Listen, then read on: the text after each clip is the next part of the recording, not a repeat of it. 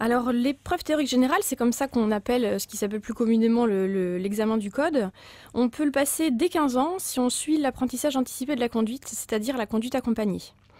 Et puis par contre, si on suit la formation B traditionnelle ou alors si on veut faire la conduite supervisée, on va devoir attendre 17 ans avant de pouvoir passer le code.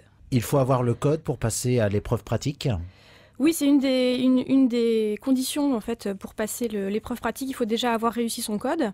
Il faut également avoir effectué au moins 20 heures de conduite si on fait le permis sur une boîte manuelle. Et puis il faut avoir effectué au moins 13 heures de conduite si on va faire le permis sur un véhicule équipé d'une boîte automatique. Et puis évidemment la condition pour passer l'épreuve pratique, c'est d'être prêt, hein. Donc là c'est l'enseignant de la conduite qui va pouvoir indiquer à quel moment on peut se présenter. Donc si on suit la formation traditionnelle ou la conduite supervisée, on va devoir attendre d'avoir 18 ans révolus avant de passer l'épreuve pratique. Et puis par contre, si on suit l'apprentissage anticipé de la conduite, donc la conduite accompagnée, on va devoir attendre d'avoir 17 ans et demi pour pouvoir passer l'épreuve pratique. Et là, si on réussit l'épreuve, on obtient donc le permis de conduire, on a le certificat d'examen du permis de conduire, mais par contre, on va devoir attendre d'avoir 18 ans pour pouvoir conduire seul. Alors ça concerne peut-être pas mal de gens qui vous écoutent. Géraldine Briand, j'ai le permis voiture, je veux passer le permis moto. Comment ça va se passer, les règles, les conditions?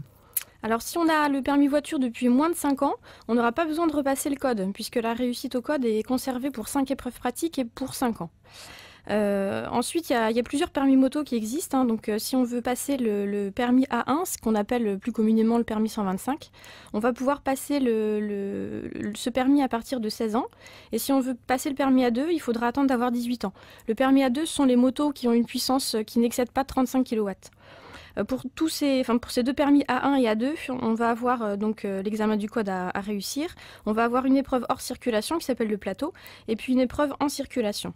Et puis maintenant, pour obtenir la catégorie A du permis pour les grosses cylindrées, on va devoir être titulaire de la catégorie A2 du permis depuis au moins 2 ans, et on va devoir suivre une formation de 7 heures. On ne peut plus avoir cette catégorie A en direct.